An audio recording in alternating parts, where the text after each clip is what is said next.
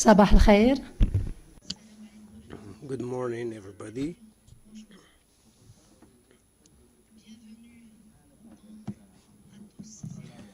Welcome, everybody, and would like to welcome all the speakers of today. We have to present to you the some elements from yesterday's program. It was rich in numbers and ideas as food for thought, rich in exchanges without any words that don't mean anything regarding children. We all know why we are here today.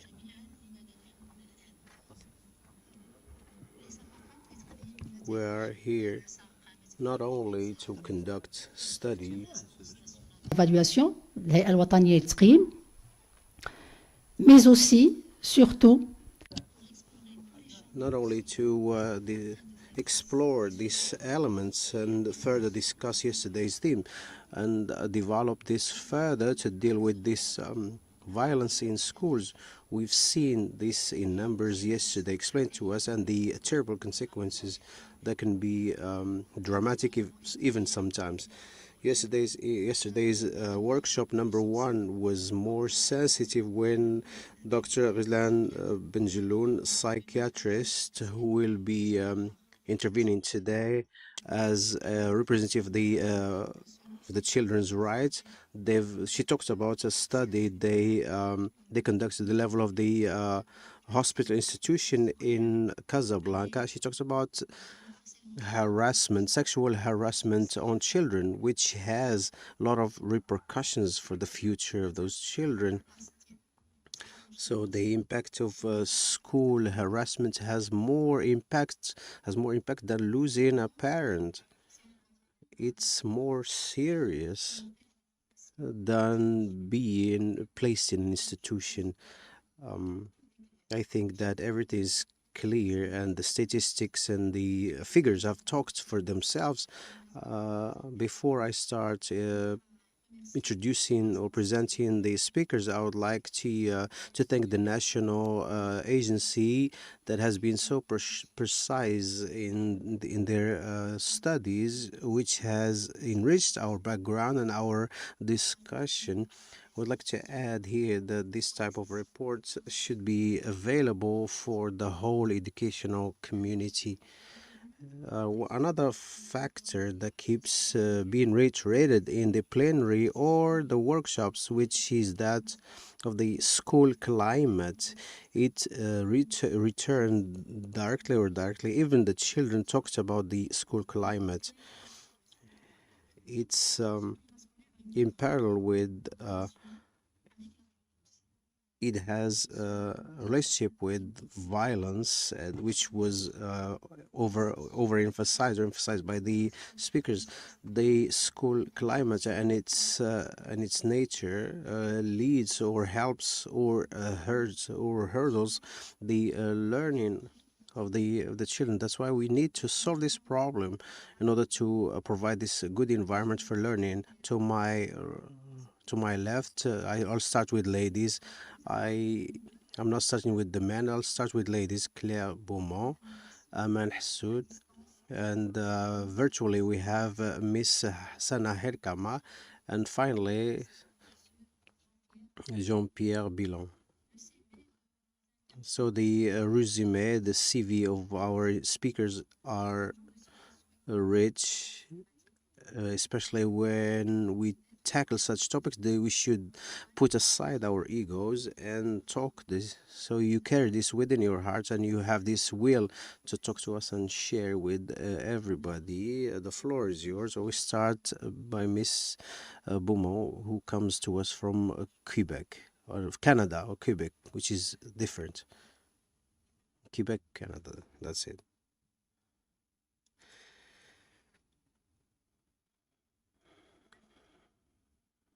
It works now, right? Okay. So it's a pleasure to be amongst you this morning.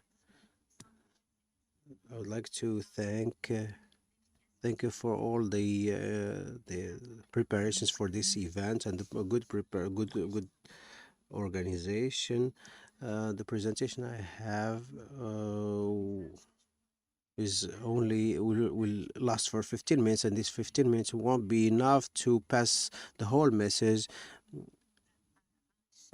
But if you get to remember one sentence and apply it, that would be an honor. So I'm talking about psychopedagogy. Psychopedagogy at home in my country is the study and the implementation of the processes or actions to favor the learners and create an environment and learning, good or suitable learning environment in anywhere the children are. That's the approach we deploy towards children. It's a sociological, also an eco-sociological approach as well. My presentation is called the continuous improvement of the school environment. I put the word continuous in on purpose, and I'll get back to it. As you can see, I've put here some email addresses because those provide you with further more information and more recent information, especially as to creating intentional strategies and fundamentally collaborating with all the stakeholders and lead the way through action in schools. Violence, as we said yesterday, violence in schools is real for some and unreal for others, but there's always some category, some students who suffer. They're not alone who suffer, and we have to act swiftly at the national level. But through the experience, I've learned that data are important, and they maybe differ. This data may differ from one institution to another, but they are important because they start from the way it happened in one school, and I've used those information to create this information and also try to update it before I started giving it to you. I've seen the observatory, the International Observatory for Violence in Schools. I attended the 9th conference. It's been 20 years that this such function was organized in Chile. We meet up every 2 years. And since the last three meetings, we've overemphasized the positive aspects, which will give more reputations and be accepted by children and the school staff as well. So the positive approach to create a climate of well-being at a collective level in schools. The challenges of the schools of today are numerous, and they are related to education. We have we have to reduce anxiety, the emotional side, the violence, and reducing the violence, and also lower the tasks that the students should do. It's happening in Quebec, so those are a huge challenge. When we talk about socialization in schools, it's been put into test over the last few years. So there were some approaches that have led to violence in schools. In the end of the day, we have progressed over the last few years, and we have tolerance. We have developed this approach of zero tolerance against violence. The list of this behavior in the United States is penalized by the same penalty throughout the board or through the board. The same punishment can be applied to all the children without any distinction or discrimination. And also we have a particular combat against violence, especially violence in schools, and we think the more it's severe, the more the child will learn. But we don't really take into account the behavior change aspect through programs that can be developed for this specific perfect to deal with particular problems emanating from this school violence or kind of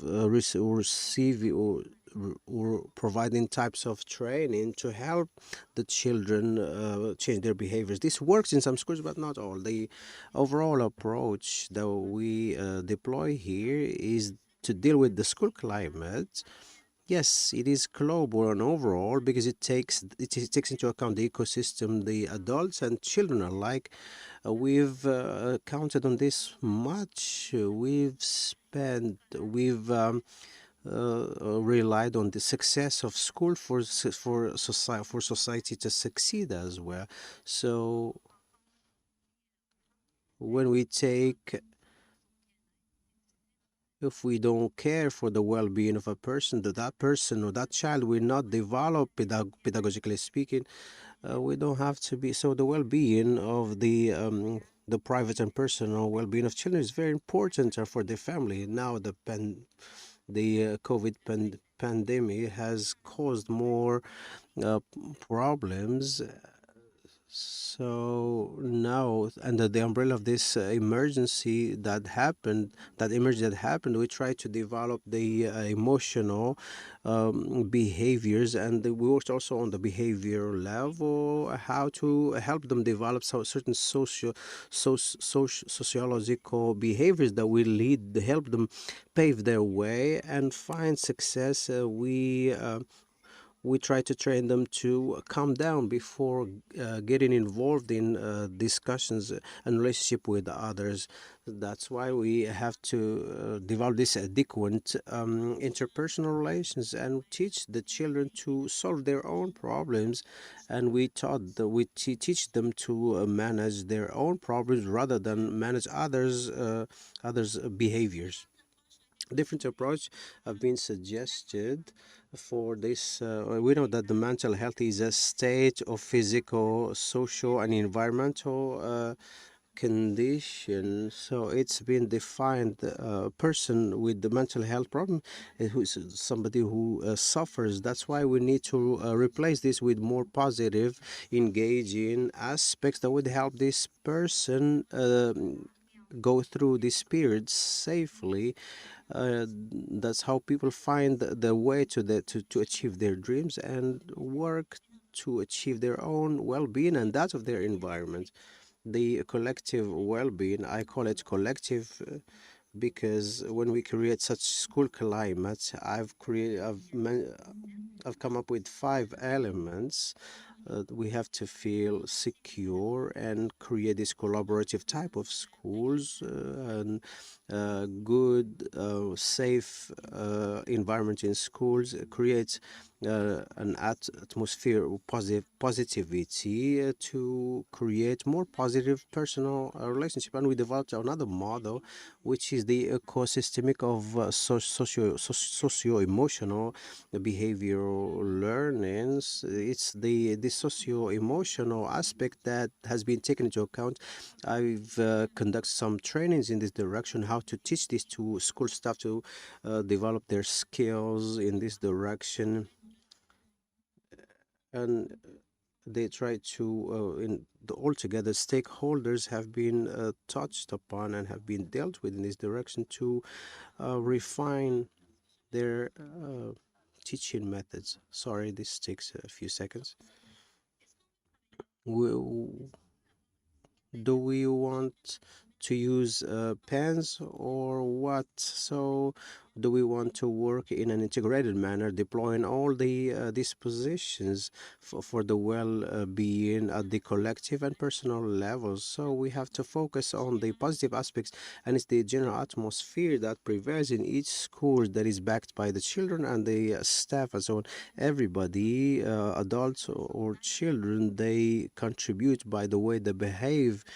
The school climate is constructed one gesture after another, little by little. So each of the individuals have to play their part for their own well-being and and work to the satisfaction. So the school staff have to be satisfied as well to create more satisfaction in their teaching methods. And we have the good behaviors of to create this positive climate in schools.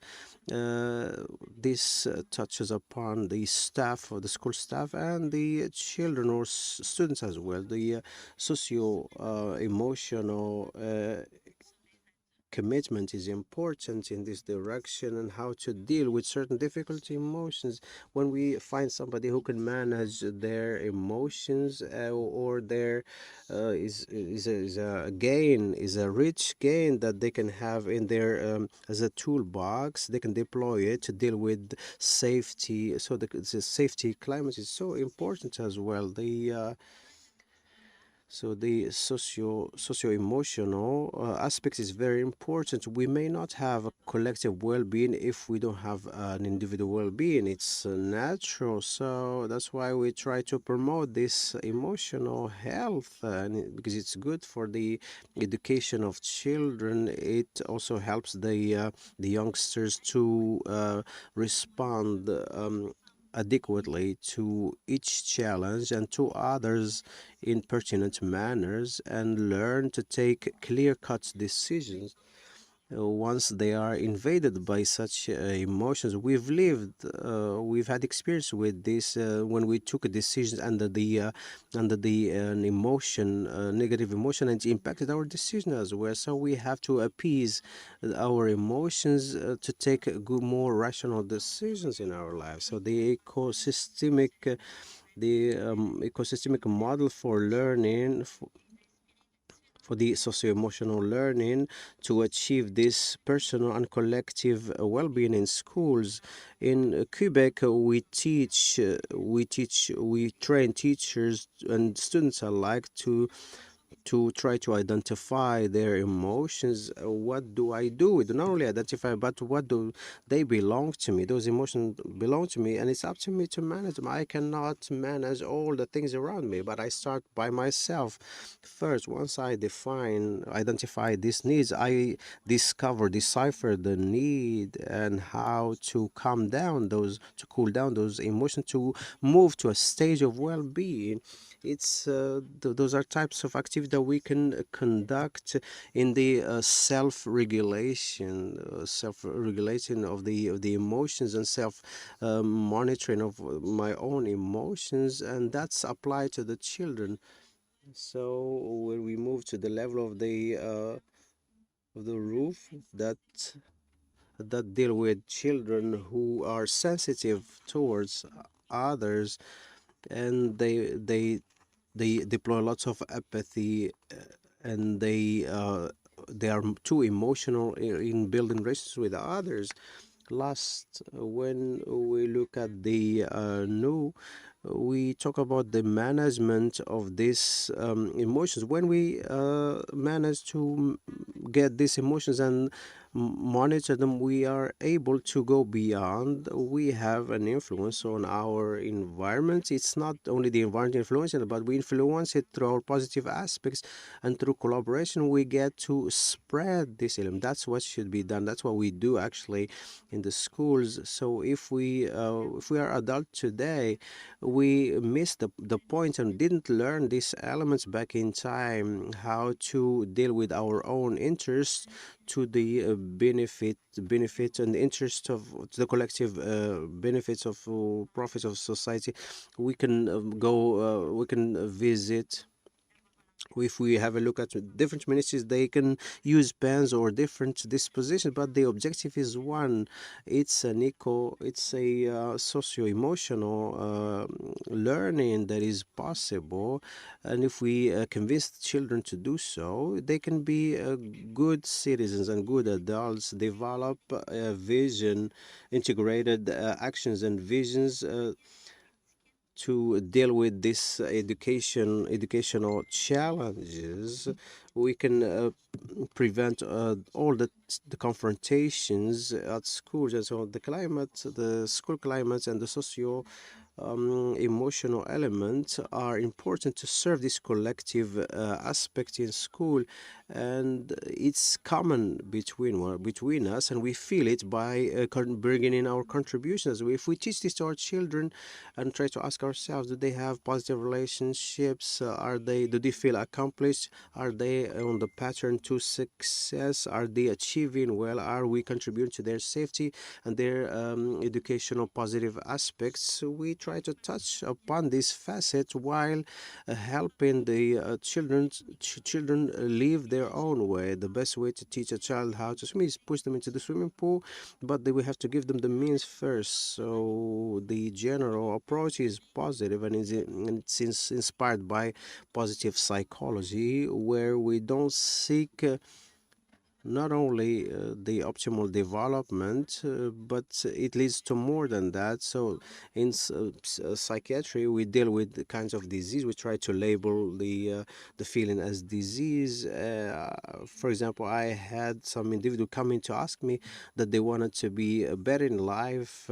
They don't know how, but when we deploy this positive psychology, we find that when we face problems, we think to actualize the potentials of each one.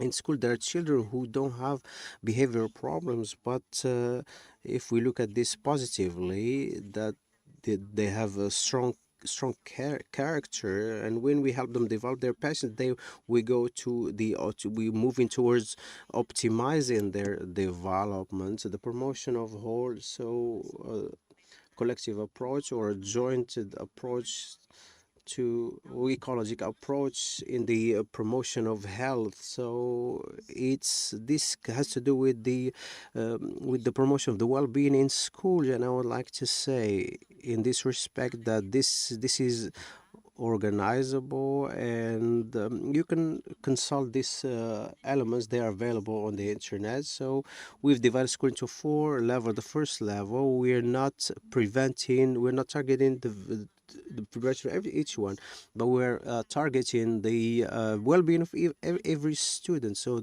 at the lower part of this pyramid, you see that we have this fundamental prevention. We help them develop in schools as individuals happy, who contribute to the development of their society, and so on and forth.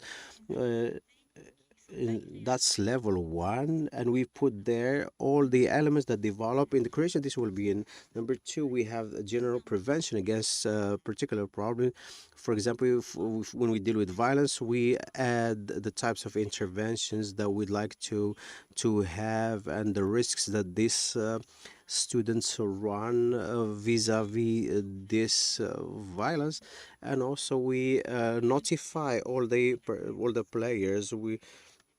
So it's curative. We may call it curative, not only prevention, because we are working continuously with all the available services that can be offered to the students. Why the socio behavioral competencies or skills are important to lead the adults or the youth to think. It's like a sect. Those are the emotions. We talk about the academic side, but when we try to check this, when we try to apply this in 2023 to the staff, to the newly hired, to the freshmen, you see that the emotions are important. The types of employments that occur, the job offers that occur recently, focus on emotions. They ask you certain questions. Are you capable of communicating, of working under pressure, and so on? Emotions are important. It's important in the 21st century. Why is it so important to teach such things, and why they are labeled only purely academic? So the ecosystemic approach is important in teaching the socio-emotional aspects, and they lead to more positive changes.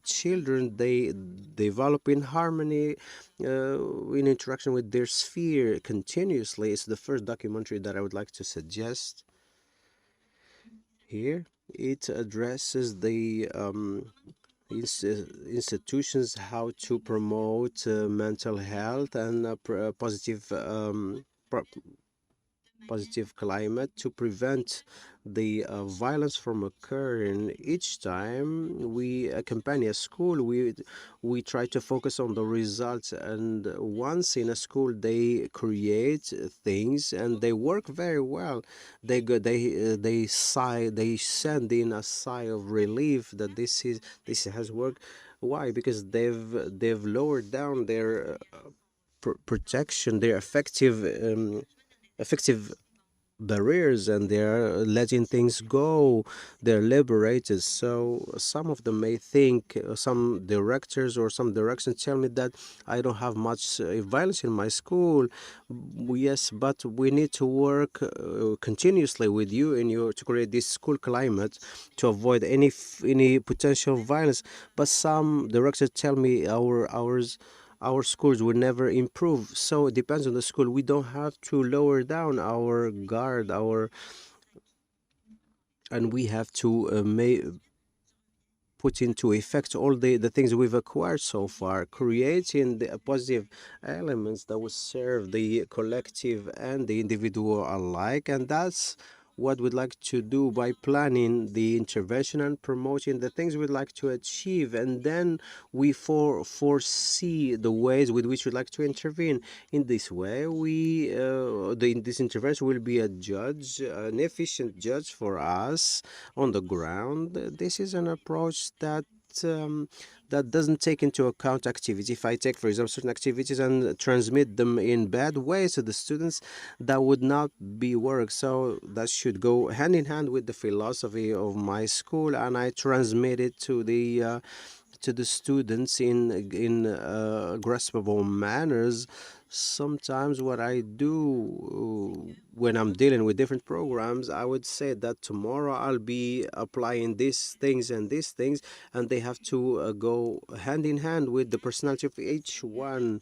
We teach as well the socio-emotional practice in schools that has three key actions. First of all is that they are developed by adults, and number two is that they try to teach implicitly. It's a competence, it's a skill, it's a professional posture that is learnable, and we have to be conscious of that.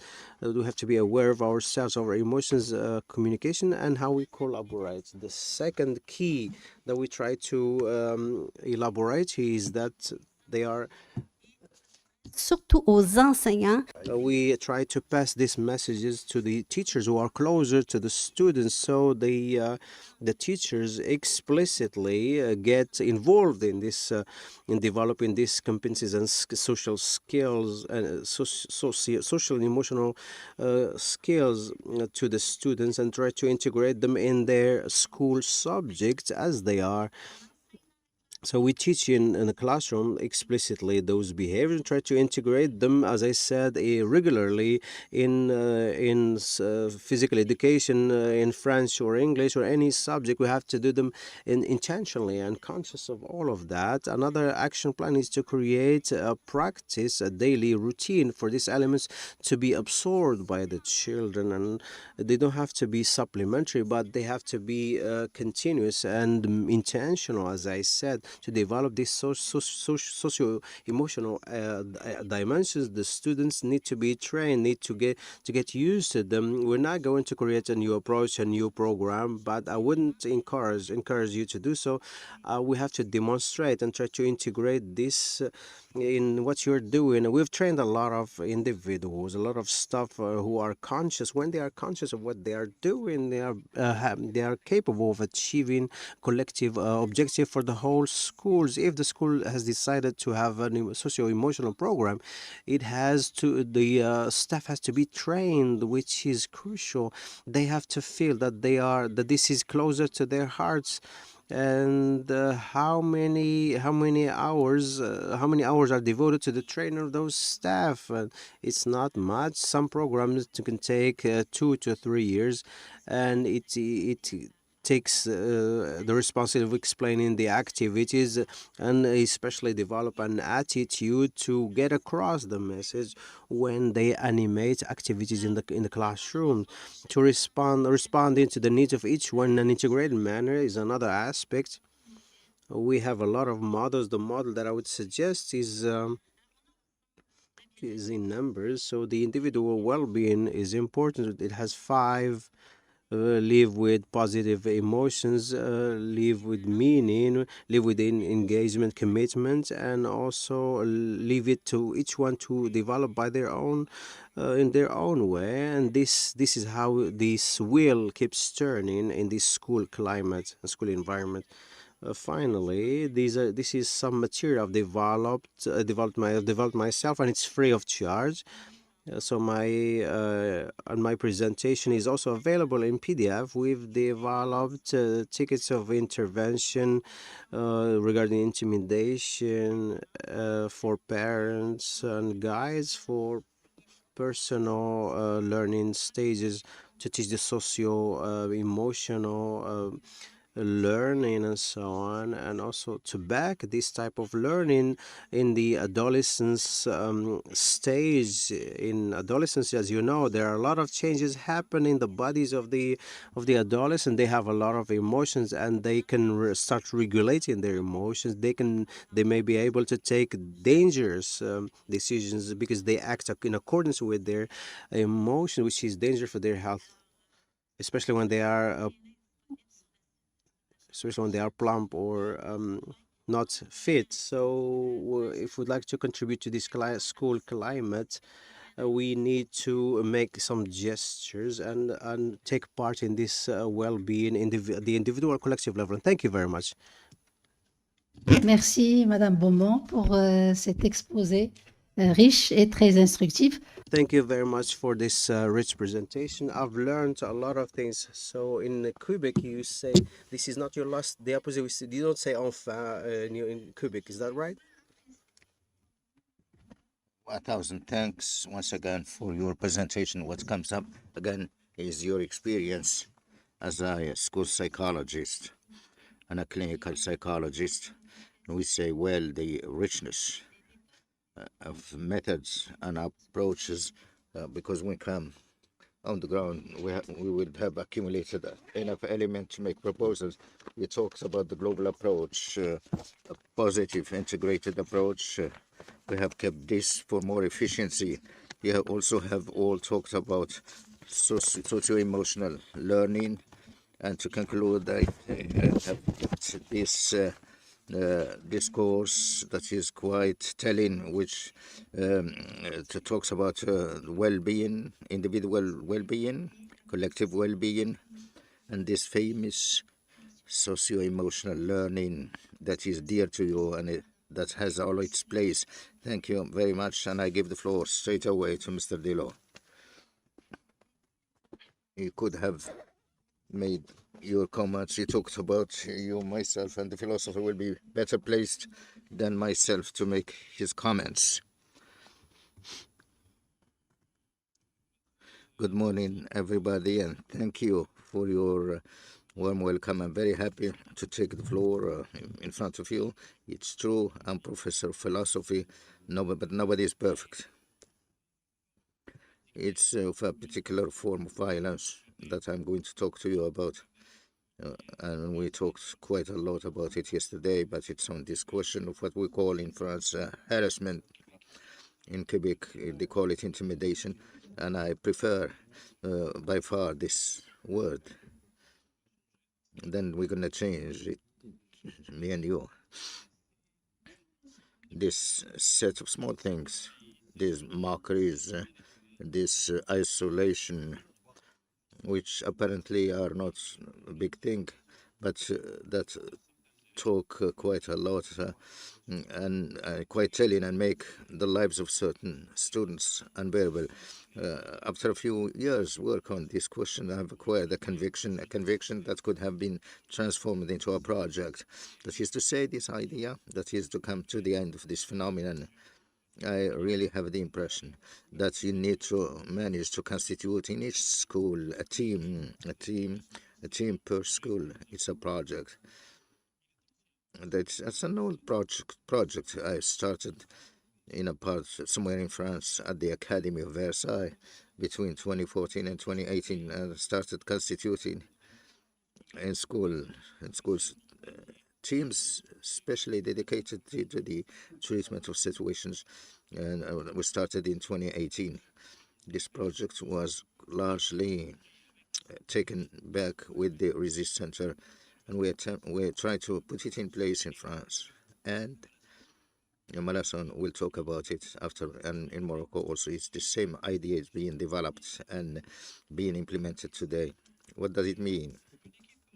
A team per school means the objective would be to see to it that each student, victim of mockery, of injuries, victim of everything find within his school, the framework of empathic listening, reassuring, securizing listening with Marie-Christine. They've been working for a few years. We have made a big number. What we have managed to observe is that to what extent such victims felt abandoned to their solitude, with reactions sometimes we have adults that are quite or extremely negative. I'll come back to it later. I know that Paul Ricoeur, the French philosopher, he said he didn't talk about victims at school, he talked about victims in general. He said any victim needs first to be recognized by the institution, by the school. Any victim needs that the school would tell him that what you have lived is not bearable. Can we do it? This is where Paul Ricoeur considers that justice, penal justice, is a failure. Can we do it through justice? I don't know. What I know is that in schools we can do it. That any victim find opposite it, an adult reassuring, protecting, to tell him that what you have gone through is not bearable, is unbearable, and we're going to put an end to it. But the presence of a team within a school is equally necessary for the authors, that is the players, those who participate, who mock, who ridicule, who laugh at. The two must find within the school the presence of an adult, a firm adult, a supervising adult. This is the term. He needs to supervise them. That's resolute to do, to make an end to such mockeries.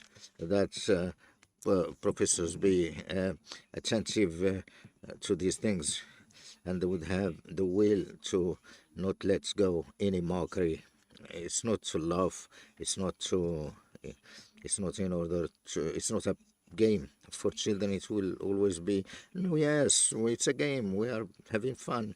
No, there's no place for such things, because they are extremely hurtful. But also, the families should find within the school this same presence, reassuring, securing presence that family found in front of them. Professionals who are there to take into their hands the problem, but not to defend the school. It's a reversal of tendencies that we need to operate from the point of view of the victims, as well as from the point of view of the actors, that is the causer. From the side of the victims, we need to put and to stop minimizing the situations. And there's this term of harassment used in France. It bothers me a little because it sends expressly to the adult violence.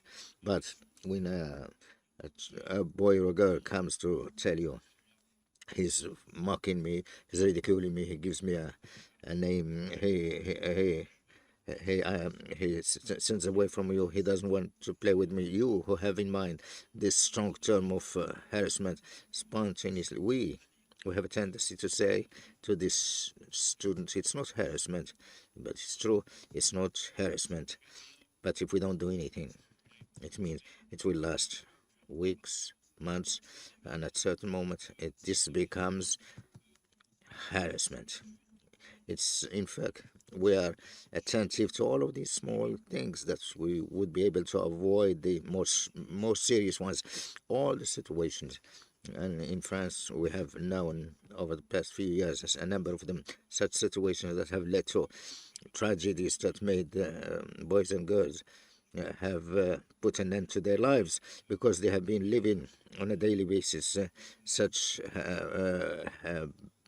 mockeries, which started first with small things. It started with situation in which we can say, oh, it's not that serious, it's not harassment.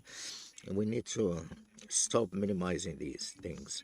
Also, we need to stop making victims responsible of what happens to them. How many times when there are victims by addressing ourselves to professionals of schools have had as answer, oh, don't exaggerate, try making friends, and probably it's because of you that they are looking for people like you. How many times we have seen to it that it's the victims who are responsible for what happened to them. We observe it is not that rare that we say he has been harassed because he's small, he's big, or because he's a good student, or he's less of a good student. Really, there are reasons, motives to persecute somebody. We wouldn't dare do things in considering other aggressions, but for students victim of harassment, maybe would say it's their mistake, and sometimes there are profiles of harassed students. The harassed students are exactly like any other victim. They happen to be at the wrong place at the wrong moment. Nothing more. Reversing things from the side of the intimidators. Let's stop believing that it's enough to sanction. Let's stop thinking or believing to chastise students. Generally, sanctions are necessary. In certain cases, quite often, sanctions have as effect to federate the group even more, and sometimes even creating reprisals. But let's also stop believing that the harasser are other people's children. Let's stop imagining that the harassers are some perverts. Then it would be enough to get rid of them so that the school fare much better. No, the harassers are not the children's other people's children. They are our children. They are our students. And even ourselves when we were at school, let's remember that in a classroom in which there is suffering, it's everybody who mocks harassment when it exists in a classroom. It's the impossibility for those who in the classroom to have an alibi. Where were you when your classmate was mocked and humiliated?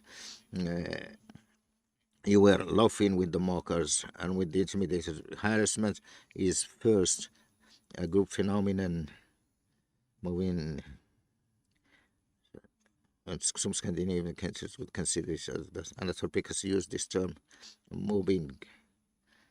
It's a phenomenon of a group phenomenon. We ridicule because everybody ridicules.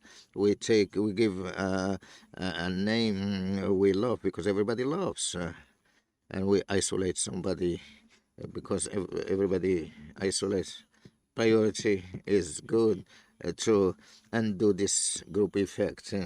Undoubtedly, there is probably a student who next year that somebody, the one who finds a name. So for others, the person who mocks the first, surely it's the person who has taken it up. If mockery hasn't made anybody laugh, it wouldn't have happened. Harassment is before everything. Is a group phenomenon. It's true. This is the meaning I give to these teams made up per school. Is to undo this effect, group effect, to re-individualize each one. I have developed in France, and I try to adapt it to the Francophone French context. The method of the shared preoccupations that Anatole Pikas, this Swedish researcher who has left us 2 years ago, on the 1st of November, just exactly 2 years ago, 1st of November 2021. Anatole Pikas, as opposed to other researchers, has had the generosity, I would say, to give his who leave his method open to professionals and has let professionals the chance to adapt them to their context, proper context. With the teams I have trained, we have trained them with the resistance. The objective was there to see to it that there is a treatment of the situation. As soon as the situation is made known to the professionals, the situation is taken into charge immediately. No investigation, no lost time to wonder if it's really harassment. We treat situations immediately. This empathic listening to the victims, the incarnation of an authority vis-a-vis the intimidators. These are interviews with those who have taken part in the BRIMA. These are brief interviews, very brief. The welcome in is courteous. It's not blaming. It's not accusing, but it is very firm, and we look. This is the name of the method, to share it with the person, to share a preoccupation, a concern with the person who participated in the mockery. For the person who suffers, it's an ethic. If it doesn't work, it's not a magical one that it would be enough to activate it so that this function. But if it doesn't work, because it's an ethic of the concern of the other. And before the session started, we were discussing the terms, more particularly this Arab term, which is even stronger than that of preoccupation. It's really, that's what your classmate lives that makes us suffer. He is not faring well. What should we do? It's first this thing. It's first an approach that is fundamentally ethical, a preoccupation for the person who is not faring well, who is not doing well. We address ourselves to the empathy window at this with this student who mocked because everybody was mocking, and he didn't do this because he was intentionally nasty. He got carried away in the effect. Remember when we were at school ourselves, we get carried away easily in the group effect. We need to bring them to this reality that what your classmate is going through is not good. What could we do? Could we be doing? What could we be doing for him or her? An adult should be present. This method of the shared preoccupation is really the return of the adult with his values, who has now intention of to let go all of these mockeries at school. We have evaluated 3 times with all the faults possible. I have heard all the criticism. We have evaluated 3 times this method in 2019, 2022, and 2023. First in one single academy, that of Versailles, then in other 8 academies and another 8 academies, and we have obtained in the 3 times this rate of 83% of resolutions of situations where a lot of people would say no single method would succeed at 83%. They are right. No method is efficient. What is efficient is the determination of the professional. It's only a tool. Undoubtedly, this evaluation is not satisfactory, and we have a research university lab that works on the evaluation, who will be certainly more rigorous. It's however, so far the efficiency of the situation, the method was clearly has clearly proved itself. But the objective not to see to it that there are 8 times out of 10 that have been resolved. The objective is to see to it that all situations be treated by this method, or otherwise in any way there should be a team, so that shouldn't leave any situation without any resolution. Undoubtedly we need to go beyond this. In fact, you need a team.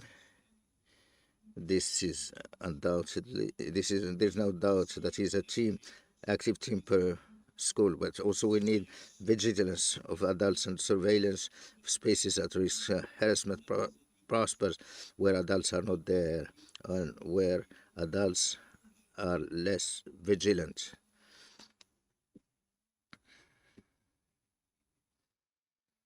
Excellent. 2 years ago, 10 years ago, a Belgian researcher has shown in a study in 3 countries that the rate of harassment varies significantly from one classroom to another. We have a tendency to say, sometimes I hear this figure, there is this figure of 10% that circulates, and we say that there are 10% of the students who are victim of mockery. We can say 10%, it's 3 or 4 students per classroom. Now, it seems that at the same time that the scientific studies and also the observation we can do locally shows that the rate of percentage of harassment is not homogeneous in all the classrooms. There are certain classrooms in which it's a zero intolerance applied vis-a-vis mockeries. When I say zero tolerance, I don't mean sanctions. It's quite simply if as soon as there is a mockery, as soon as there is another surname appears, the adults would say, no, there's no place for that. Professor who systemically, as soon they see a student in difficulties, there is support. At school, everything is done in group. The experience that we do not reproduce, never a problem. Imagine 30 or 40 of your colleagues pass or spend 30 or 40 hours a week. Everything is done in groups. It's enough that a boy or girl appear clumsy in such and such circumstances that immediately the mockery will appear. If the adult is there to make an end to mockeries, to reassure the student, the surname will not reproduce, the mockeries will not develop subsequently. And there are certain classrooms in which we let things go, we minimize, and we say these are quite simple child games. They do not understand adults. It's not our problem. And there are certain classrooms in which, I'm sorry to say it, it's the teachers themselves that mock their students. It's teachers themselves who give names to students. It's the teachers who put certain students bad at ease, or they are the teachers who give back exam copies in a disorganized way with comments that are unpleasant to each student, to each copy. Are we gonna? Do we really think we're gonna teach anything in this way? You see, there are certain situations in which we ourselves, professionals, that place our students in difficulties. The rate of harassment, in fact, we can almost say it will vary on the basis of the attitude adopted by the professionals. I would like to say also, talk about a problem of importance. What happens in classrooms in which disorders reigns?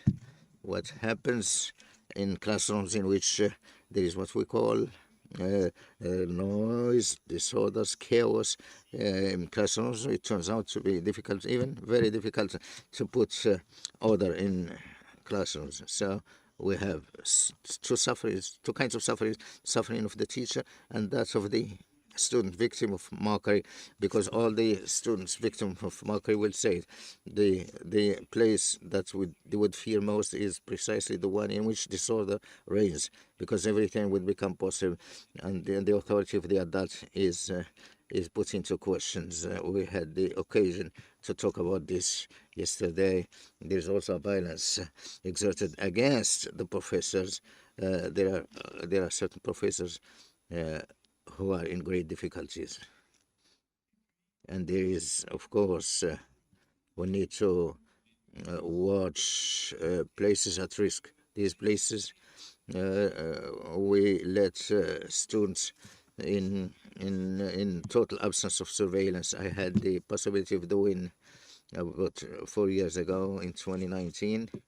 did a study with Bangladesh on school transportation, strictly school transportation. We have realized that the rate of harassment in school transportation is identical in that of the schools. It's really the same students who are victims school transportation as it is the case of the school yard. Made us think in what some people said about 60 years ago, in which they denounced this illusion in which certain pedagogic it's generally it's the student in which the adults do not need to penetrate.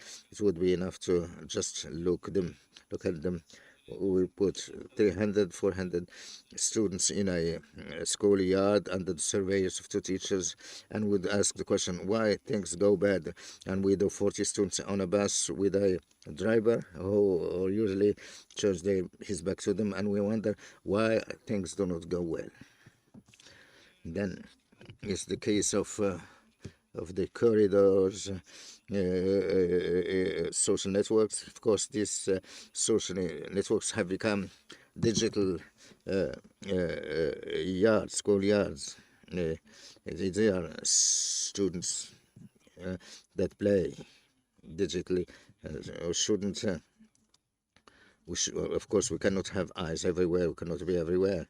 It's quite obvious, and the problem of hiring teachers and educational staff in general are present.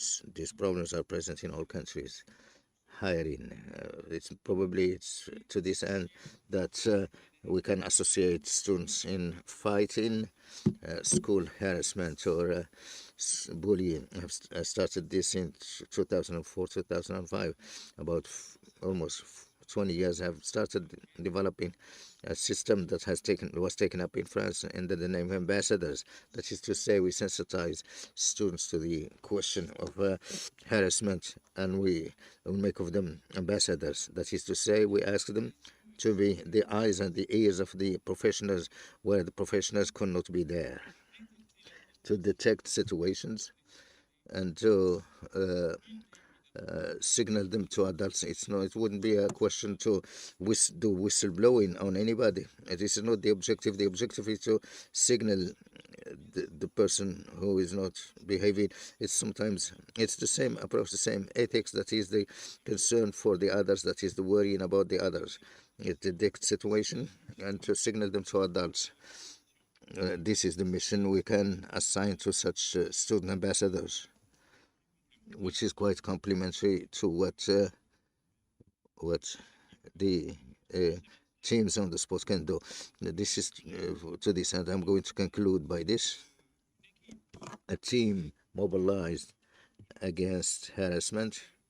It's really vigilance of everybody, professionals in attentive classrooms, students attentive, classroom attentive to the difficulties of students. That is where adults will be formed, trained, sensitized as to the question of bullying, and uncontestably, I don't know what happens in Morocco, but in France, training teachers in this regard is quite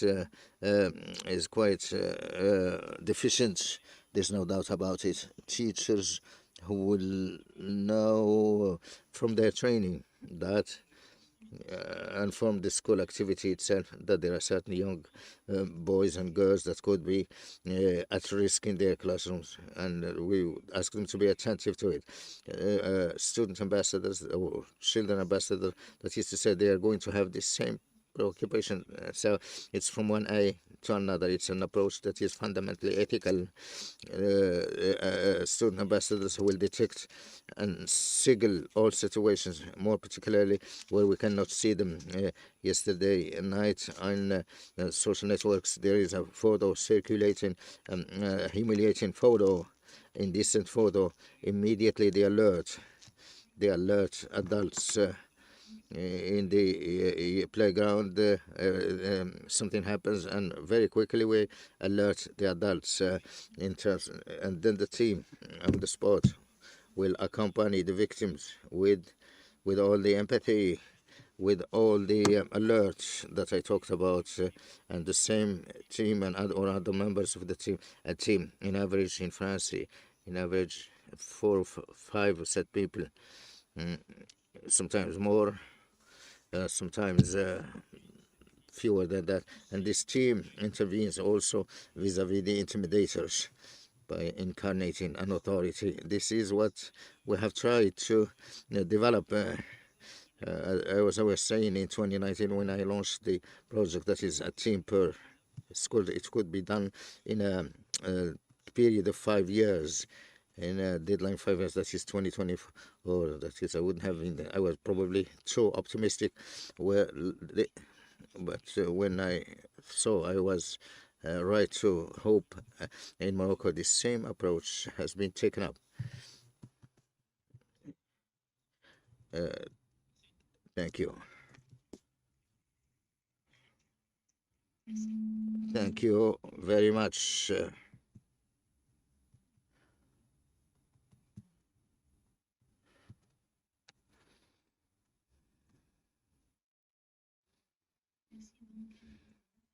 Thank you very much, Mr. Bilon, for this presentation, which is equally has the specificities that it puts the finger on solutions first, how we can make them effective within schools.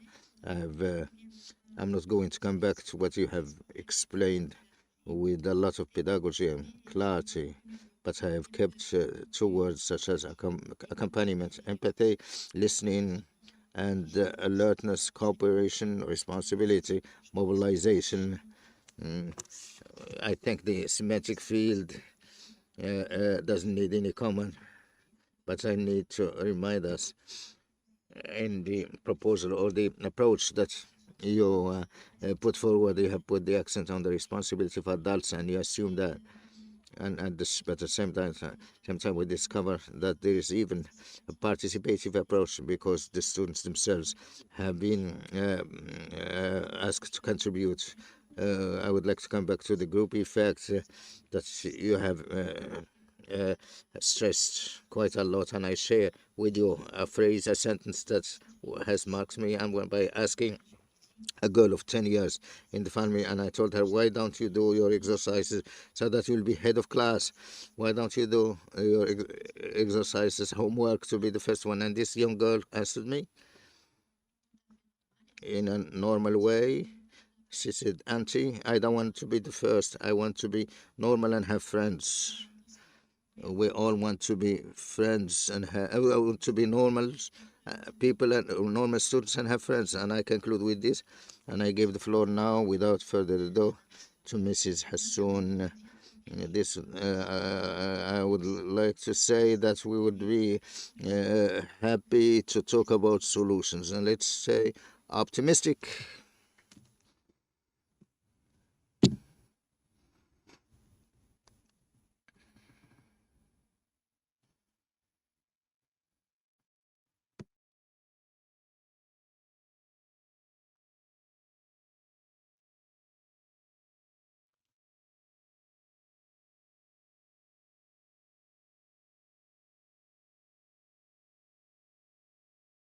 Good morning, and thank you for this wonderful occasion to present to you the work done in partnership with the Ministry of National Education of Morocco. So we're going to talk about bullying, harassment, cyber harassment. Of course, Mr. Bello has talked at length of school harassment. He has defined it. It was quite clear. We all agree that in this space where we talk about violence, that school harassment is a violent phenomenon, obviously, that happens in a school, within a school. It can also happen outside the school perimeter, but between or amongst students of a school. It's a phenomenon that is defined, or was defined at length, but if you wish that the characteristics that we find in each definition is the repetitive character, the disproportion of forces, and the incapacity that the victim, the capacity of the victim to defend himself or herself. Of course, thanks to the explanation given to us by Mr. Billow, we understand well that a person facing a situation, it's normal. Repetition comes from the group. The fact that it's a group that takes up insults, mockeries, and the insult is not necessarily repeated by one single person, but it's taken up. So the disproportion of forces comes from the fact that it's one person facing a group, and of course the incapacity, inability to defend oneself. How can I defend myself, who is a victim opposite a very big group? So this lack of equilibrium, lack of balance, this injustice that our students undergo in school, that preoccupies us, of course. Naturally, everything that what happens, for what has been happening for a few years since the coming on of new technologies and the social networks, we know very well that everything that happens in school, in the playground, school playground, at night, this is what happens by the day, and what happens at night, these things are discussed where insults are repeated. What happens at night on social networks would be taken up the following morning within the school itself. So this functions a communicating channel, that is, one will feed into the other, of course. With the COVID crisis, which has brought us to make online teaching, to do online teaching, immediately we put between the hands of children computers, telephones, tablets, without accompanying them really. So there was no code of conduct. It was an emergency, so we had to take up the teaching. The phenomenon has taken on more magnitude during this period, and it was a real concern for all of us. Naturally, as we see, one feeds into the other. It's true, it's much more complicated to act on cyber harassment, cyber bullying. Dennis told us about it. It's not only that, and we say on the ground, when we act on one, we can reduce the other form, that is, act on school harassment within the school, would allow us to reduce the other form of harassment. So in this context, and of course, I had the project of the ministry, the roadmap of 2022-2026, with the 06 commitment or engagement, and the commitment 11 that advocates a good school. We will give education, training, teaching that will be delivered. This is commitment number 11. Commitment number 11 put the accent on a school or a climate, school climate, that is, and school climate will be attenuated. Immediately, the ministry has contacted us. First, the ministry of the Genie Directorate, and then the school life, the directors of the school life, us work together to put in place pilot experience. That is, Resist has been solicited to put in place pilot studies, our pilot teams that Mr. Billon talked about, and that is one team per school. We did a test, a first pilot test concerned the Academy of Rabat, Saleh, Kenitra. There was also Skhirat. First 3 high schools that have been targeted. They started in January 2022. 3 high schools that were targeted. 21 teachers. We took 7 per school. It's very important to see 7 people, to have 7 people for the school. They started a little later. With 20 professors, but there were other people from the social.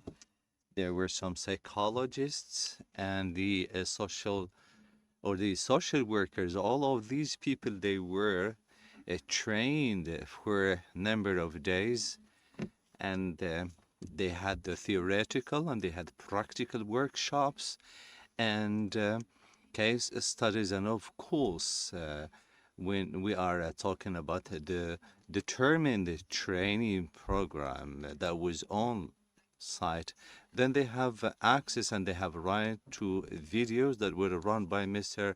Below and Madame Cartier, who goes into all of the notions and all the base of this theory. And of course, they have role plays and they were videos that were very informative. So in high school also, we had the potentiality and the possibility to train other 21 professors who benefited from training the positive discipline and also into the non-violent communication. Then I will come back to why. Later on December, we have set a second pilot program where we have larger scales. We have associated about 21 high schools from the province and district of Tangier, where 122 professors, only 2 per institution, they were trained on the shared preoccupation method. There was Mr. Below, Madame Cartier, and it lasted for about 3 days with our partners. There was the Digital Development Agency that has given the training to present Himaya for the healthy usage for the internet. And also we had the DGSN who set up the framework that existed for the harassment cyber. And there was Orange company that has supported our interventions for the evaluation or the assessment. That was the first one conducted. The assessment of the high school and the lycée of Rabat, Tangiers, Sali, and Skhirat, Kenitra, where the result shows that were very few situations that were dealt, and now we are supposed to go back to other assessment, and the findings and the outcome, they were not far from what is happening in the world, namely in France. Knowing that, then I will come back to comment on these figures, these numbers. There were professors and teachers and group or cells that thinks functions more, where the findings were better. Now, what are the observations or the results for program or pilot number 1? We have professors who have not chosen to be there. They were assigned, teams assigned by head of institutions, or they did not know much about, they are anticipating, they were not well prepared. They were only had a text, and we did not have a vision, and there were many resistance when we don't choose to be there. So we have encountered some challenges and difficulties on the ground, because the method of the shared concern that Below said, it is a methodology that is, before anything, it is an ethic. It is a bunch of values, and this actually was a very difficult point, because when there is a professor who lives in violence, how can we ask this professor, this teacher, to be to take care of others while he is concerned about his own situation? He needed time, first of all, to be listened to them and to deal with their concerns, to get connected with them, to assure them, to bring them having a certain we have invited them to be patient, case by case, step by step, and every day when they come to me, I feel that there is a kind of an evolution. That was the sufferings of the professors, actually, one of the difficulties. And there was another difficulty when we talk about our method of the shared concern. It is a non-blaming method. It in a school, we use punishment. No, we need to be calm. They're not shortcomings. We have an authority to reinstore in the classroom, in the institution, in the school. And this is what we are seeking behind this method.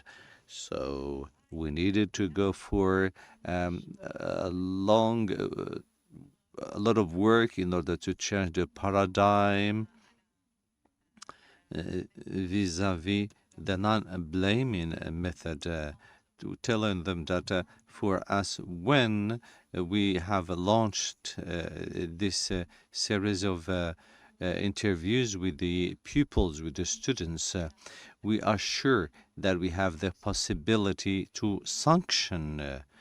The sanction is here, is pending for about to see the situation and to see that the situation has been resolved. Not blaming, it was something difficult. Another difficulty of changing the mindset of the paradigm, it was this entity of the different places. And having said that, when I have seen students in a school, every time there comes a victim, we were looking what was not working with her to justify that her friends, her comrades, probably she is thin, she is fat, she is tall.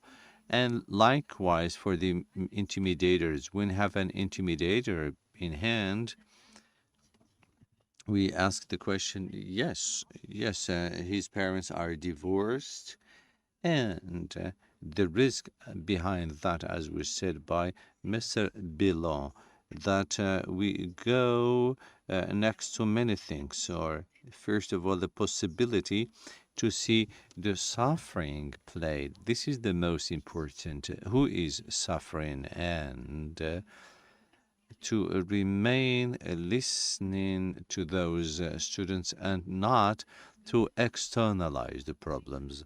Because very often, as soon as we have a child who is intimidated, we are going to sanction and it is resolved. Formally, for me as a school, I have a very strong tool which is sanctioning. We will sanction, we will send them to the psychologist, they then do their work. And this is the discourse, the debate that I have heard from the institution where I have worked before. It is very serious, very once the children been subject to the therapy, they spent months and see nothing is improving. As soon as they come back to school, as soon there were sanctions, they fully know that they will have reprisals, and they need a dose of courage to go back to school. So they know they don't only to have the dose they had before, but in general, the dose is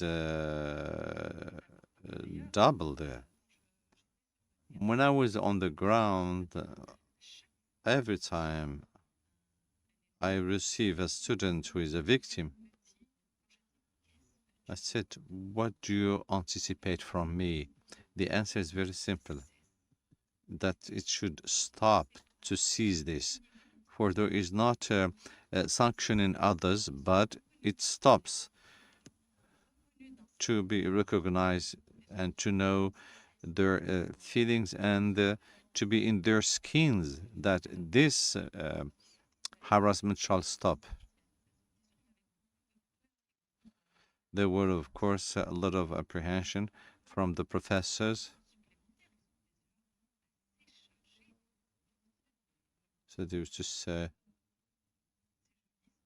this is good what you're suggesting, but for me, do we have time to do all of that? And more than that, a burden that is not remunerated. I'm not supposed to give some voluntariat. This is volunteering. Then we have culture.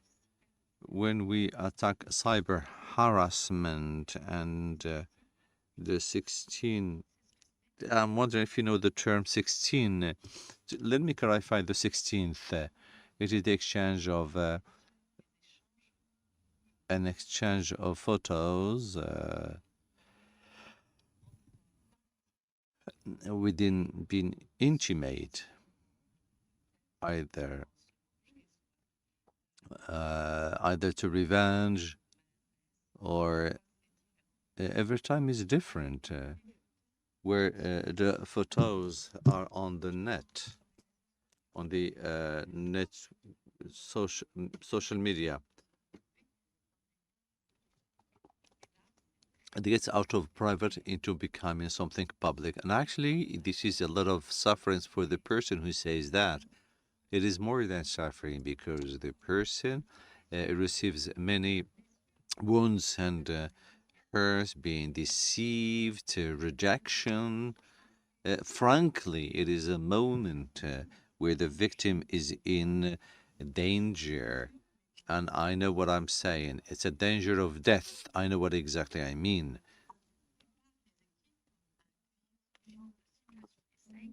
When we prepare teams for these things, and we have dealt with these cases, with these scenarios.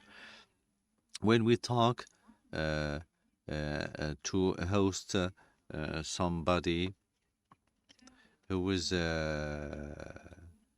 let's say, who has sent a photo, the first thing, what makes you send these photos?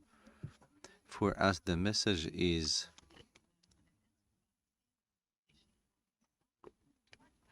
the opposite. We try to calm the person. We're telling them, for you haven't done much harm. To say a child or a boy or a girl, listen, you haven't done much, but you need to change. It is the other one who is assaulting.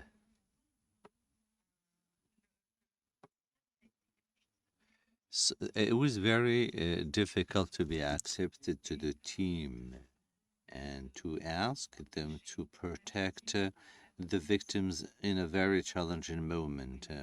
A moment where the person is vulnerable, because this belief, when we have given an education a child, we've given them values at home. So I have warned them, I have educated beforehand. The child cannot be sent to school. We have done prevention schools. We tell them that you shouldn't send photos. But remember, we have the hormones. When time for hormones, everything goes to drain. This is a serious moment, actually, because we know that there is another difficulty, that this content keeps on going around. Even if we say that there is signaling, because the platform says you can always click to signal a content. In a scenario, there are some, of course, there are some photos that were withdrawn, but for a short time. Some of them are viral, even if they're not existing on the social media. There are those who have them on their phones. It can travel at any moment to others. It is a serious difficulty to combat and to talk about the elimination of signaling, where the interest is to have this team that will be in this situation of the crisis, or our children are in terms of danger. During the training, then we go into visits to in schools. The visits at the end of the training, they all have a questionnaire, and the postures that the training has helped a lot the understanding of many things. To ask a student to go to the board, or to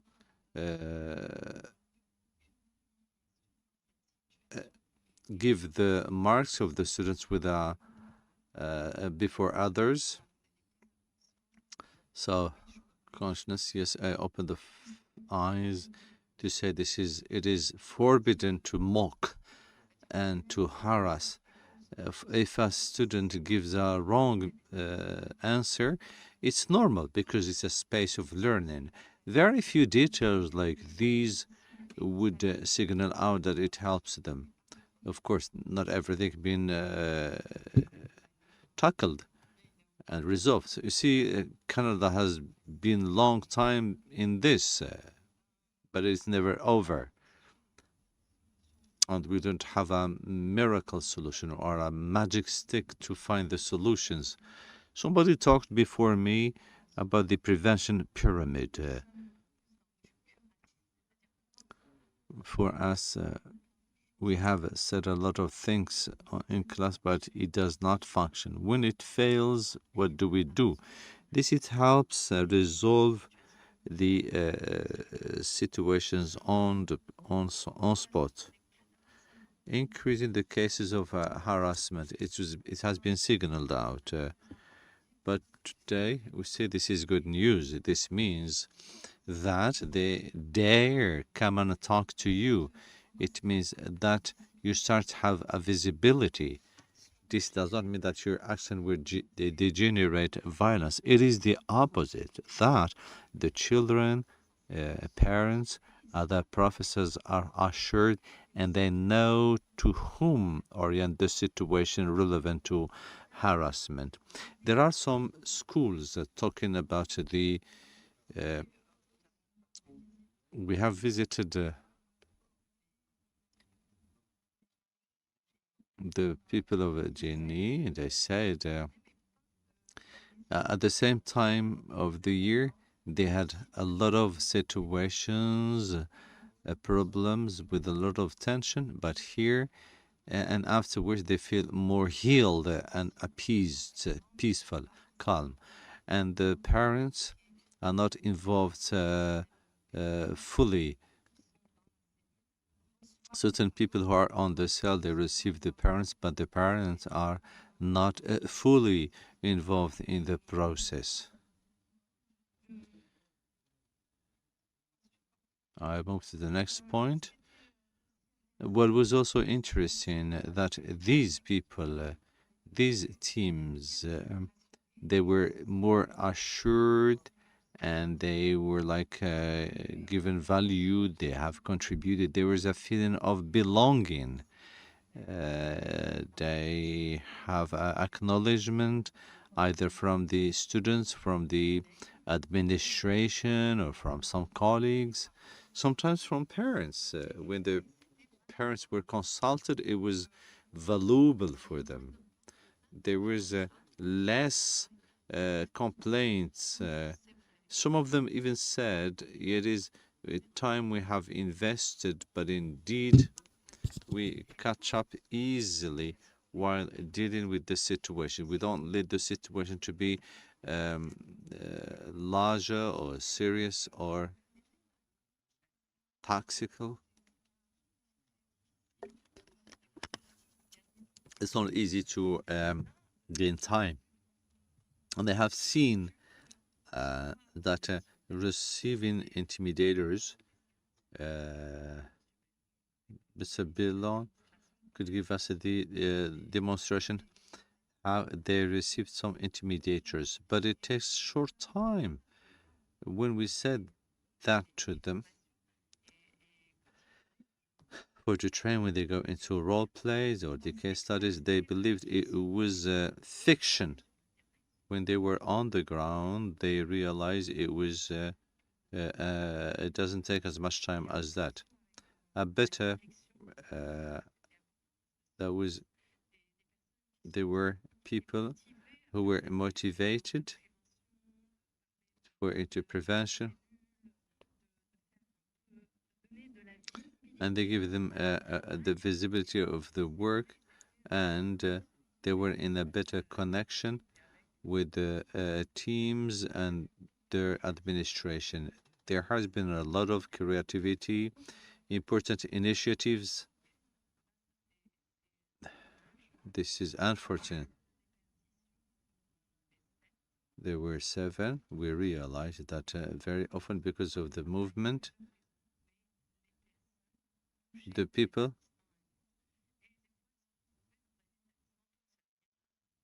so there were those who recreated their own team, and they were informed. They contacted me to give them a training to complement what they have already transmitted.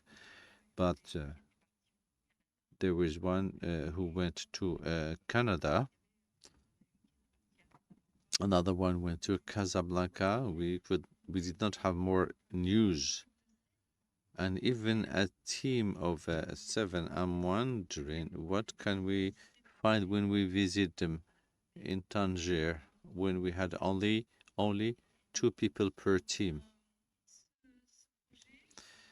This project has perspectives.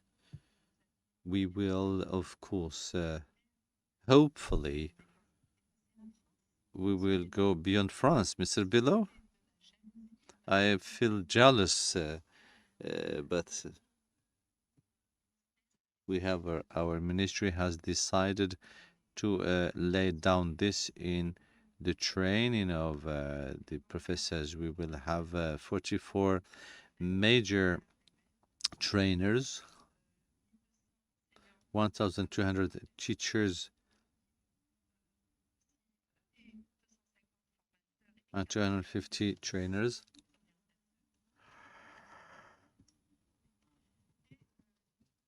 And for 3 years, we will train 6,573 teachers and coach, targeting 2,200 high schools. And every year, 2 trainees, they will be sensitized in conferences like the one we had Mr. Billon gave last evening. We will have during these 3 years. What was not conducted in Pilot 1, it is the training of the ambassador students or pupils.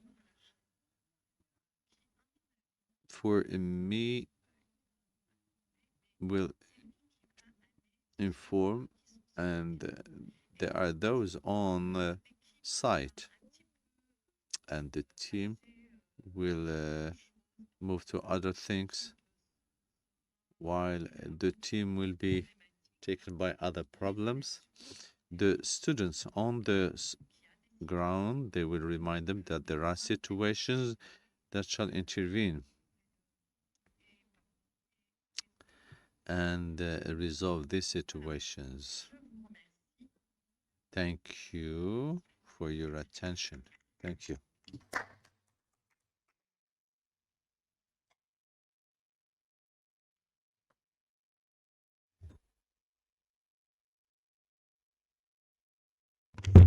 Merci Amel.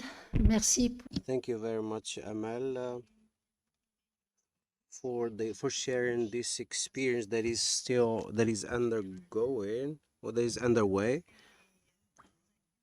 What we do in a conference, usually there are a lot of concepts and theories, but here we have a lot of opportunity to talk about practical elements that have been put into effect already. So this gives more sense, and the sense of your experience tells us that you've been mobilized as a teacher for more than 20 years as a voluntary to deal with this problem. In Bilon's presentation, he talks about method from Finland and Sweden, and it's that's been adapted to the French context. We can be reassured by this, since you carry this with the Ministry of National Education. Hopefully, it'll be adopted to the Moroccan context as well. What we've taken from this, from your presentation, also is the fact that you've talked in a coherent manner, and there's a coherence, there's a match between both experience, and this goes with the proposal of Ms. Bomo, who talked about the well-being of teachers and the well-being of students as well, since we focus on students in the first place and we forget that in general terms, happy individual cannot be aggressive and violent, and this way violence can be reduced. There should be a lot of happiness in schools to avoid violence. Without further ado, I would like to welcome Sana Herkama. I hope that you'll be giving us a presentation within minutes, which is entitled that has to do with the methodology and methods and solutions that comes to us from Finland. We've made a round here, France, Morocco, Canada, and now we move on to Finland. The floor is yours, lady. Introduction. I hope you can hear me well. Thank you also for the opportunity to introduce you this Finnish example of effective bullying prevention. As said, I'm today concentrating on high quality and sustainable implementation. In Finland, we have already quite many years of bullying prevention being done on national level. And most recently, we've been concentrating on the high quality and sustainable implementation. That means, what does it take in everyday life to implement an anti-bullying program or perspective? What needs to be taken into consideration that the tools that we have developed are really able to bring us the things that we want in terms of reducing bullying and increasing the well-being of children. Topics, just brief introduction to implementation science in the bullying prevention field. And then I'll talk briefly about Kiva anti-bullying program developed in Finland. You might have heard about it, or you might have referred to this program earlier on during these 2 days that you've had the wonderful opportunity to concentrate on bullying and violence in school communities. And then I share you with 3 examples that are evidence-based and connected to implementation and really putting those practices and efforts into play in everyday lives at school. And few concluding remarks. Maybe before I go on to introducing the Kiva program briefly, I would like to tell you that in Finland, as I said, we have already 15, nearly 20 years of nationwide bullying prevention taking place. Our legislation from 1990 onwards has already emphasized the importance of safe school environment, but that didn't really lead to effective anti-bullying practices.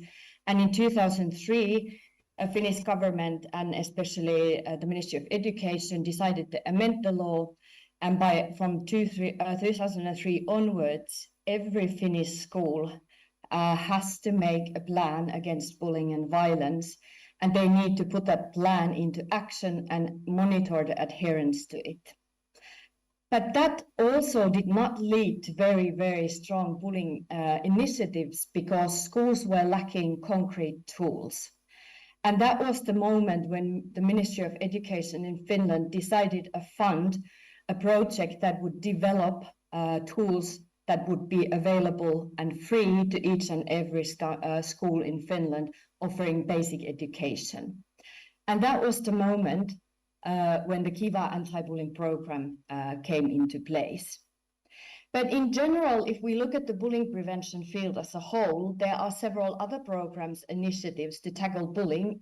And here also quite often in these programs, also cyberbullying is included in these programs, and also some forms of sexual harassment are considered to be bullying. And these programs are quite often whole school programs. They consist of several components, and meta-analysis indicate that these programs indeed are able to reduce bullying. There's of course differences, and these programs tend to be more effective with the younger children than older children, and so on and so forth.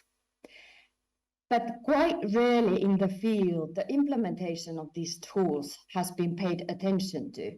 So people tend to develop programs and test their effectiveness, but there's barely any studies on what happens afterwards. And with Kiva program, since it has been available over 10 years in Finnish schools, we have had the possibility to explore the implementation of that particular program in everyday life at school.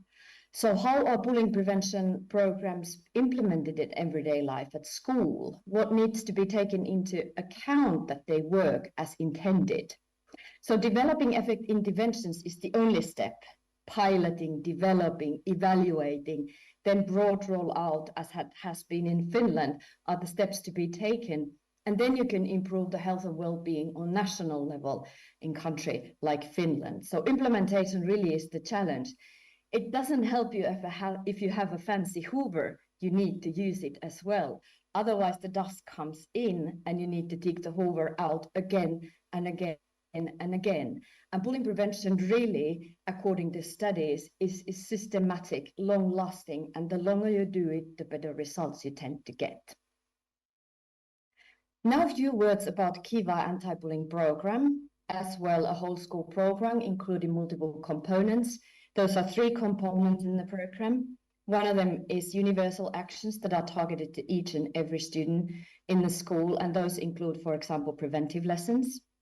There are indicated actions that are very clear guidelines, what needs to be done if an acute bullying case comes to attention of the staff member. And then there are monitoring tools. Each and every Kiva school takes a survey every spring.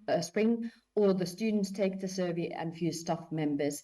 And you're able to see what's happening to the bullying prevalence in your school and what are the actions taken against it. Evaluated in a very, very large randomized controlled trial with very, very promising results. Also cost effectiveness analysis has been conducted. And by the end of year 2011, 90% of the Finnish schools were registered program users, and currently have about 900 registered schools in Finland, which would be about 40% of the schools. And also Kiva is being utilized in 20 countries at the moment. And now I'll turn to the Hoover example and what does it mean to utilize this program in everyday life at school. And this example is about program sustainability. Once you launch a program to a school, it's important to think from the very beginning on how to sustain the implementation of it, because really the longer you utilize the program, the better results you tend to get. Bullying prevention is not a small sprint, a short project, a campaign, but rather we tend to think that it's a marathon, that it's a long journey over years of time. And in this study, we specifically investigated the sustainability of Kiva anti-bullying program on national level in all of the schools that have been utilizing the program over the time period of 7 years. As you can see here in the bottom, we have years. And this bar, y-axis here represents the probability or tendency varying from 0 to 1, how likely the schools are to sustain and continue using the program. This is a latent profile analysis, and in that analysis we identified 4 different types of schools, and this group here, the green ones, this is the biggest group with 42%, and these schools were the most likely to continue over the time period of 7 years to utilize the program. These other groups were not that common, and they decreased in their probability to utilize the program, and the yellow one here has a bit of a low start, but then they increased in their ability or tendency to utilize the program. And we were, of course, interested to see what predicted belonging to this group that was more likely to continue to use the program over time. Number of students was one of the predictors. Larger schools were more likely to sustain, and here it would be important to remember that in Finland we have quite small schools, even less than 100 students. And those schools were not so likely to continue, maybe due to lack of resources compared to bigger ones. Really an important issue was good coordination, informing the whole school community, having everyone on board, and those things again predicted sustainable program implementation. In addition, those doing more during the first 3 years were more likely to sustain, meaning they probably learned to use the program from the very beginning on and were likely to continue. And lastly, initial level of bullying being low. We were a bit surprised of this research result because we thought that if you're able to decrease your prevalence of bullying, you get positive feedback and you're more likely to continue. But what we found was actually that the ones having low level, that also predicted the sustainability and continuing the likelihood of continuing with the program over several years.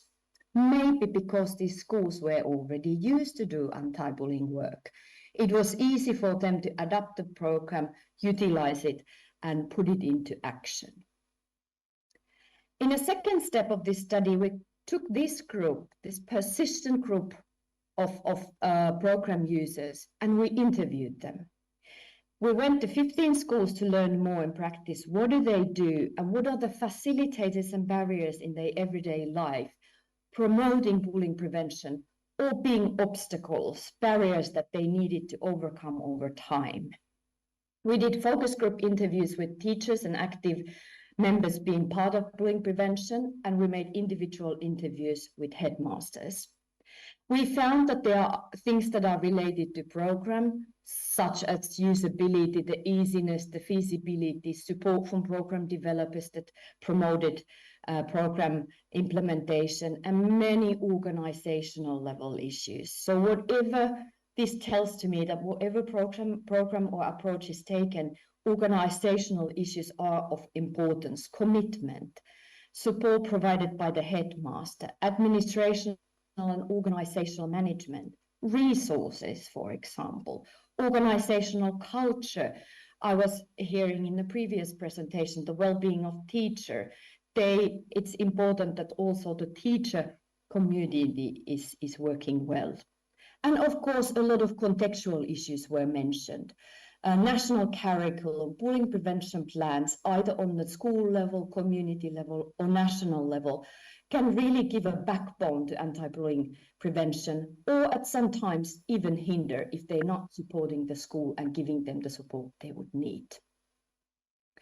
This is a study, an example number 2, and I will briefly just maybe introduce the indicated action. This is one of our PhD students doing this research. Here you can see different types of methods utilized and provided by the Kiva program for schools when they see that there's a bullying case coming up to attention, what to do. Kiva really tells you to either take confronting style, this is not allowed in our school, or non-confronting style, which is more about empathy. There's someone who is really hurt and we need to do something. And here you can see that The program recommended strategies are the one in yellow, the red and blue, seen here. And over time, the amount of frequency or percentage of these program recommended strategies is decreasing. And the applied method, or not really knowing what the schools are doing, is increasing. And these are teacher reports. Remember, there's the survey each spring, and they tell which method they've been utilizing. And surprisingly, we saw that together, over time, schools adapt more, but at the same time, both teachers and students report that that's not effective. And that is something that can risk the potential an anti-bullying program might have. You start utilizing it, but over the time you drift away from the program manual and you start doing something else and you lose the core of the program. So really, when we talk about long-term sustainment, long-term adaptation needs, I think support is something you need to take into a consideration when really looking at long-term effectiveness. And this is what we're currently doing. I'm leading a research project called IMPRESS, where the standpoint has been how to improve implementation in order to reduce bullying more efficiently and tackle the problems possibly related to sustainability and drifting from the program core and adapting too much and losing the core of the program. And we are testing currently in a randomized controlled trial, including 24 schools, where the mentoring-based implementation support could offer something for schools so that they could improve their practices and do more efficient bullying prevention work, and that would consequently lead to reduced prevalences of bullying. This is an ongoing project, and I had the great opportunity and honor to visit very many schools in Finland several times last year, and I found this model to be very feasible and inspirational, and something seemed to be shifting. And our first results on improving the program fidelity are indeed promising. Lessons learned from the Finnish context. I know there's a lot of text here, but I'd just like to mention a few before we might have few questions, time for questions and comments. From schools' perspective, I think it's important to choose wisely. Schools, at least in Finland, are struggling with time and resources, and there are many initiatives. And schools might need some help, which programs to choose for which purpose. And also they might not be needed knowledge, skills, commitment, and experience to adapt and sustain programs. And I think that's a learning process that you should do together in school. Also, the context matters. In Finland, we have very different types of schools, and there might be school size or some characteristics to the student population that need to be taken into account, and also a need to adjust to the requirements on different regulations and policy levels. And I think from the program developers and policymakers' perspective, there's a lot we can do to help schools in and taking the best out of the tools available. And I think planning ahead and prioritizing high quality implementation and thinking about adaptability and sustainability from the onset is really important. And also offer room for adaptation, because that tends to increase the sustainability. Communication, offering support, and sufficient resources are crucially important when it comes to bullying prevention.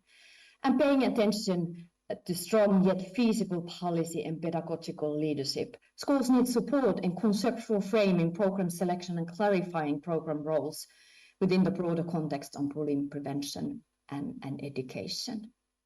Thank you for your attention, and maybe we have some questions to continue with. Thank you. Many thanks, Madam. Thank you very much for the clarifications about the ongoing program in your country. If you like, I'll be talking to the participants. We talked about the methods of the same sharing the same worries, the shortcut to this is the straight way. So I have to go straight forward. We talked about this. There's the second session, the second panel that will take place. So I hope you can understand me. We'll be moving to the second panel session, and we'll open the debate, a general debate about both, to share our concerns, our mutual concerns, and talk about them in details. Our colleagues have made a lot of efforts in this direction. If you want, we count on your trust, and we go on. We didn't say 5 minutes. So I was told we're going to move straight forward to the next panel, but now it's good to have 5 minutes. So you're doing a great job. We're here to support you, and it's a common concern. So violence has always yields quick results. We have to react to it. It's kind of swift. Thank you very much for your understanding, and thank you very much. Yeah, we appreciate that.